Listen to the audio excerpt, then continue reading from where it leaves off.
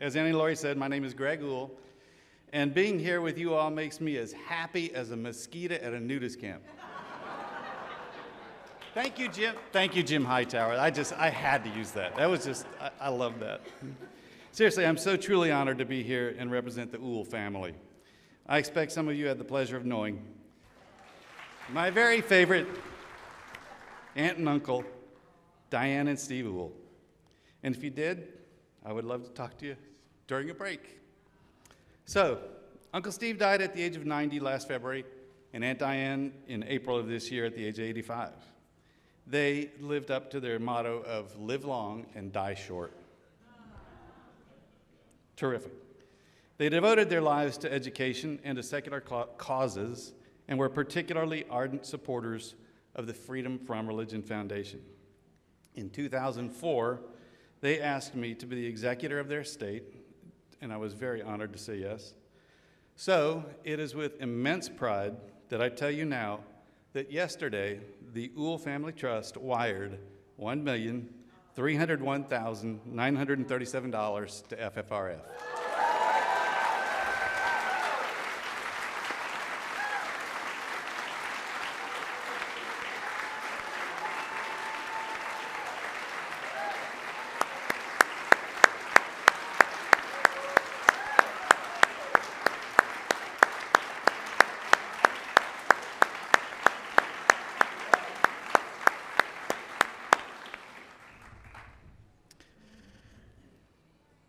In 2006, Uncle Steve wrote a book titled Imagine No Superstition, and then retitled it Out of God's Closet in a later printing.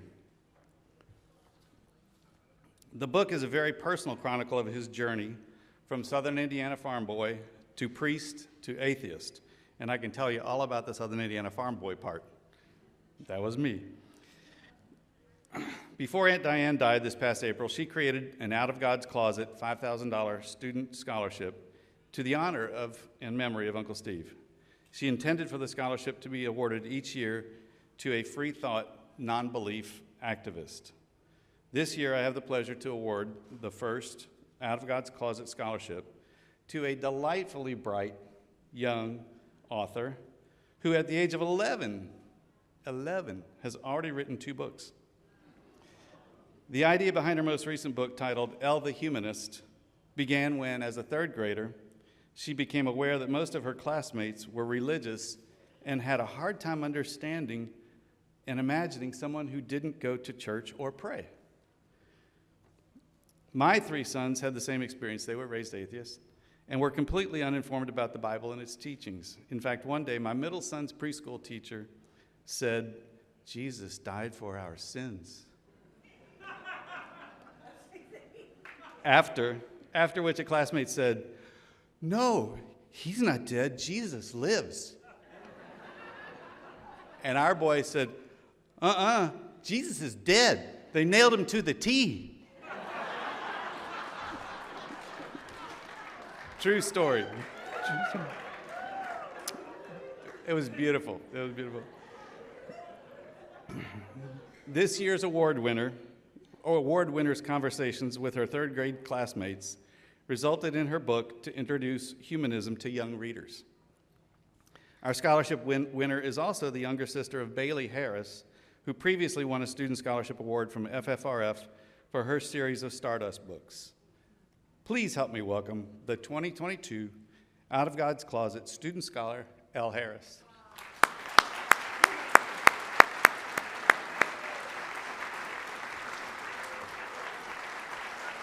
And this is your scholarship. Congratulations. You're welcome. Go get him. Hello, everyone. First of all, thank you so much to Greg and his family for this very special award and scholarship in memory of their amazing Uncle Stephen. I am so honored. One of the things that Stephen said that I love is, I respect people for their deeds, not their creeds. Thank you, FFRF, for the opportunity to speak with you today. I'm happy to be messing with Texas with y'all.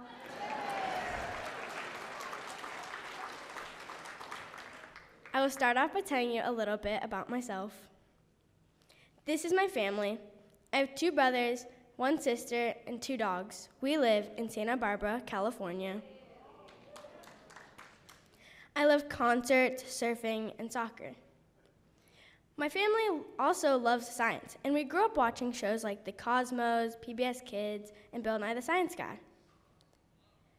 My family is also secular, and I grew up learning things like the 7 secular virtues and the Platinum Rule. Many of you probably know my older sister, Bailey, who is the author of the Stardust book series. She is also a secular activist. She actually spoke at FFRF conference in San Francisco of 2018. I have grown up traveling around the country, watching my older sister, Bailey, at her speaking events. I have dreamed of being on stage myself someday, and today, you have made that dream come true.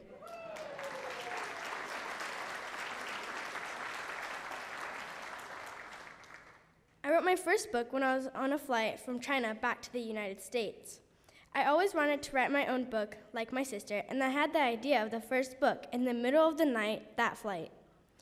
This book was very simple, and it was about all the things I love most in the world. This is me signing copies of the book when it was first released. Now I will talk to you about my latest book, Elle the Humanist. This was my elementary school in Salt Lake City, Utah, when I was 8 years old. This year, many of my friends at school started talking to me about religion. Mormon children are baptized when they are 8 years old. So they started talking about their religion and their baptisms with me and others at school this year. And I loved these conversations. For example, one of my friends, Penny, asked me what church I go to. I told her I don't go to any church. She didn't even know that was possible. She said I was the first person she knew that isn't religious. I went home and talked to my parents about this. They taught me about the thousands of different religions and gods that people have believed in throughout history. They taught me about the different gods that people believe in today around the world, and that almost all people believe in the religion that their parents taught them to believe in when they were young. I wonder what gods people will believe in 100 years from now. I hope it's Harry Styles. My mom and dad told me that many of their friends and family members aren't part of religion, just like us. They told me that there are more and more people every day who aren't part of a religion. My mom told me she calls herself a humanist, and my dad calls himself an atheist or no religion at all. They said I could choose to call myself whatever I would like. After talking to my parents about the word humanist, I decided that I liked that one.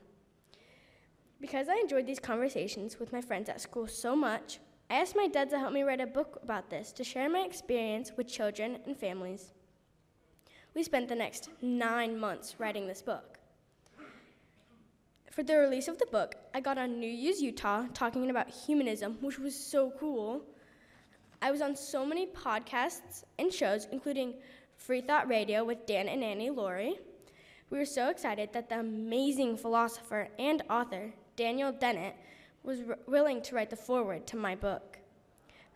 I am so fortunate to have the support of people like Dan Barker, Margaret Downey, and many others who wrote blurbs to support the release of my book. This book was translated into German. We also have donated the rights of Elle the Humanist to the Translations Project. This project allows people in Muslim-majority countries to download books about science and free thought for free. My book was the first children's book in the program. I'm so happy to know that thousands of children around the world will be able to read my book and help them learn about ethics and humanism. Earlier this year, I read my book to children in a village in Peru where I did my humanitarian trip with my family.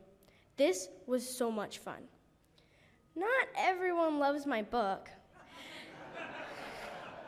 This is my favorite 1-star review on Amazon. They should rename this book Elle the Snowflake. I would strongly discourage anyone from purchasing this book unless you run out of wood for your fireplace or need something to burn. But I prefer to focus on the people who are helping with my book. For every negative comment, there are 30 positive comments. And this makes me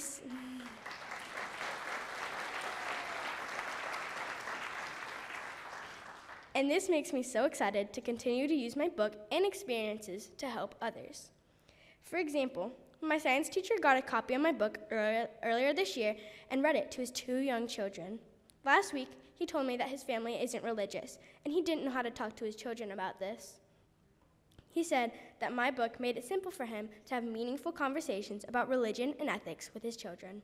This made me so happy. I will conclude my talk by reading Elle the Snowflake. Elle the Humanist.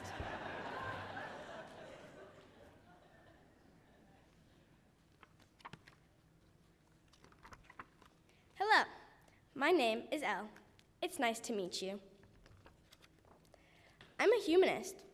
A humanist is a person who tries to be good because they want to make the world a better place for everyone. Have you heard of a humanist? Most of my friends at school haven't, so they ask me questions to understand.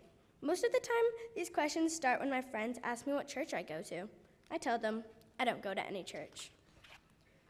There are many humanist groups that give us the chance to be part of a community, the same way a religious church is a community.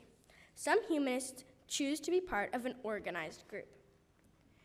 My family's community comes from our friends and families, school, and local soccer club that we love. Some of my friends ask me how I know what is right and wrong. If I don't go to church and study books from their churches, like the Bible or Quran, my family doesn't read church books together, but we do love to read about science, nature, and history as we learn how to think about being good people. My parents taught me a simple rule to help me understand what is right and wrong. It's called the Platinum Rule. The Platinum Rule is simple. Treat others the way they would like to be treated. Rules like this have been taught for thousands of years. You can see on this fun chart how our Platinum Rule is very much like other golden rules. The humanist version of the Platinum Rule is fun and easy. Here's how I use it. Would my friend like me to steal her toys? No, so I don't steal her toys. Would my friends like me to lie to them? No, so I don't lie to them. I can also do nice things with the Platinum Rule. Here's how this works. Would my friend like me to share my treats with them? Yes, so I share my treats with them. Would my mom like me to clean up my room and help with the dishes after dinner? Yes, so I clean up my room and help with the dishes after dinner. I have to remember that some people don't want to be treated like I want to be treated, because we're all very different. This is why the Platinum Rule teaches us to treat other people the way they would like to be treated, not the way we would like to be treated. Here's how this works. I like to be tickled on my feet, but my brother Bryson doesn't like to be tickled on his feet. So I don't tickle Bryson on his feet, but I love when my mom tickles my feet. My friend Brinley doesn't like sushi like I do. So when we have the choice of where to go out to eat, I don't pick sushi restaurants. I try to pick restaurants with pizza because that's Brinley's favorite. Some of my friends ask me questions like, how do you know if you're good enough to get to heaven after you die? I don't know anything about this, but I know that being a good person and helping others makes the people around me happier, and that makes me feel happy. It doesn't matter if you're Chinese, Pakistani, German, Mexican, or if you're from the United States like me, or if you believe in Krishna, Poseidon, Jesus, Muhammad, or if you don't believe in any gods or prophets like me. We are all trying our best to be happy as we live on this wonderful earth. And being a good person and loving others makes us all happier than anything else.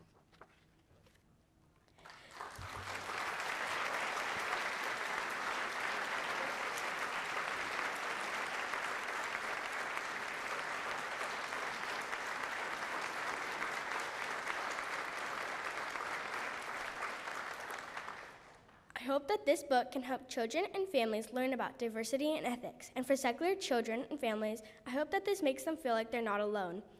And also helps them know that they can talk about religion with their friends.